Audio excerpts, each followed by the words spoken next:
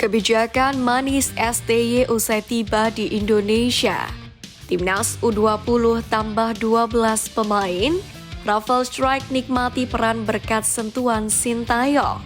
Simak informasi selengkapnya sebagai berikut.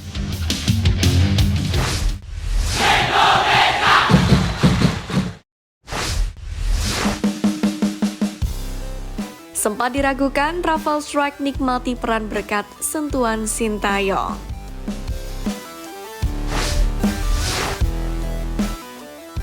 Penyerang timnas Indonesia Raffles Strike terus menjadi perbincangan publik tanah air, yakni usai perlahan mulai membuktikan kualitasnya bersama ADO Den Haag.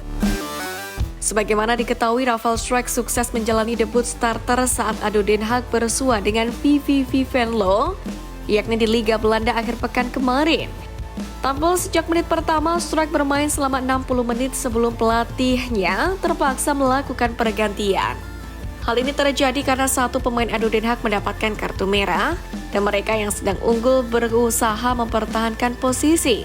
Bertugas sebagai starter, Raffles Strike menjelaskan bahwa telah belajar banyak.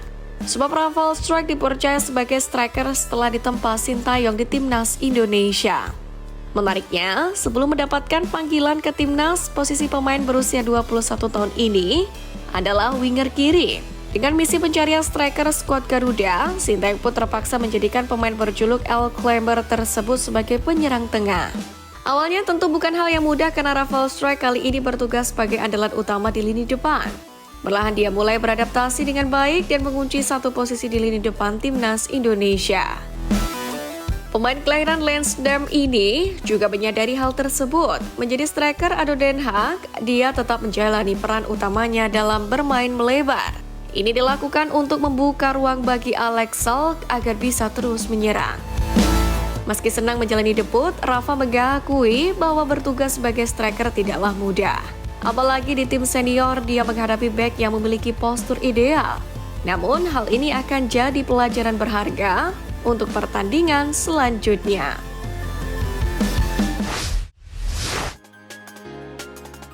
Aksi luar biasa Sintayong di skuad Garuda.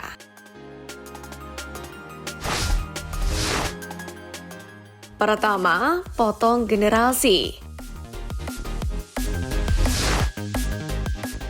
Aksi potong generasi dilakukan Sintayong dengan harapan mempercepat matangnya pemain-pemain muda. Hal itu sudah dilakukan sejak pertama kali tiba di Indonesia kala membentuk skuad Piala Dunia U20 yang akhirnya batal. Terbukti perjudian Sintayong ini mulai menuai hasil. Kebijakan potong generasi ini membuat skuad timnas Indonesia kerap dihuni oleh pemain-pemain berusia muda dan bertalenta.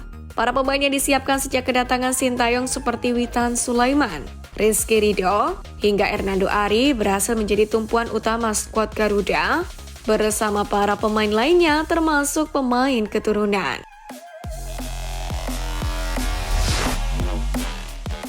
Kedua, singkirkan negara asalnya. Aksi satu ini dilakukan Sintayong pada Piala Asia U23 beberapa waktu yang lalu. Dengan tuntutan profesionalitas, pelatih 53 tahun tersebut berani mengkhianati negara asalnya dengan mengalahkan timnas Korea Selatan U23 di babak perempat final. Sintayong tak peduli jika menjadi hujatan di negeri gingseng. Ia tetap teguh menjalankan tugasnya membawa timnas Indonesia U23 berprestasi. Usai pulang kampung, Sintayong sendiri menjelaskan kepada Korea Selatan bahwa hal tersebut sebagai bentuk balasan kepada supporter tanah air yang telah mendukungnya sepenuh hati. Sementara dukungan itu tidak ia rasakan kala mendukangi Korea Selatan.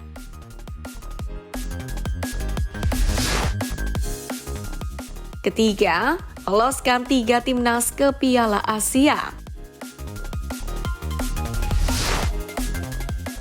Sejak kedatangannya, Sintayong dengan sigap menerima tugas serta tanggung jawab berat mengasuh 3 timnas sekaligus, yakni U19, U20, U23, dan senior. Tak hanya menerima tanggung jawab, Sintayong melakukan tugasnya dengan baik. Ia mengantarkan timnas Indonesia U19 menembus Piala Asia U20 2023. Lalu timnas Indonesia melenggang ke putaran final Piala Asia 2023. Prestasi terbaik ada di U23, di mana untuk pertama kalinya Garuda Muda menembus putaran final Piala Asia U23 2024. Bahkan di level senior berhasil lolos ke babak 16 besar, sementara timnas Indonesia U23 finish di posisi 4 dan nyaris menembus Olimpiade Paris.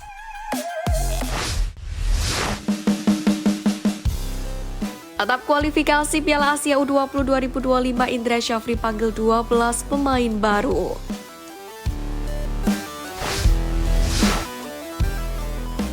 Kabar menarik datang dari pelatih timnas U20 Indra Syafri yang memanggil 12 pemain baru dalam daftar 32 nama yang dipersiapkan jelang kualifikasi Piala Asia U20 2025. Mereka sejatinya merupakan pemain yang sempat mengikuti TC sebelum Piala AFF U19 2024 dimulai.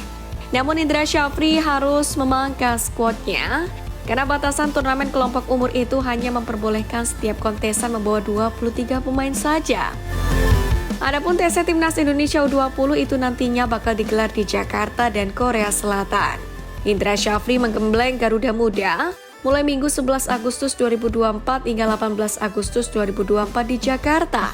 Kemudian Timnas Indonesia U19 akan diterbangkan ke Korea Selatan guna menjalani TC lanjutan pada 19 Agustus hingga 2 September.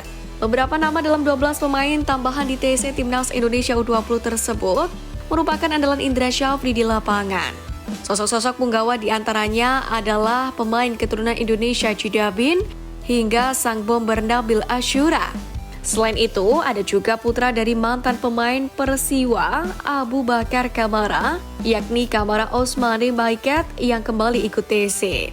Sebelumnya pemain muda Borneo FC itu juga sempat menjalani TC di Jakarta sebelum Piala AFF U19 2024. Kualifikasi Piala Asia U20 2025 sendiri akan berlangsung mulai 21 hingga 29 September.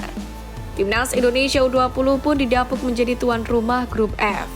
Mereka akan menjamu Yaman, Timor Leste, dan Maladewa. Tentu lawan-lawan tersebut bukan hal yang sulit bagi skuad asuhan Indra Syafri untuk memastikan diri lolos ke Piala Asia U20 2025.